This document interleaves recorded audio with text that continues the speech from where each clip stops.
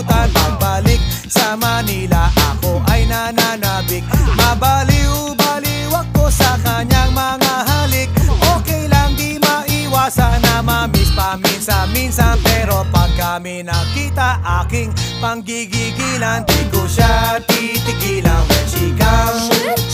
Di ko siya titigilan when she comes. Di ko siya titigilan, di ko siya titigilan, di ko siya titigilan when she comes. Kay ganda ng aming samahan at walang nanlalamig. Mas pa sa mag-asawa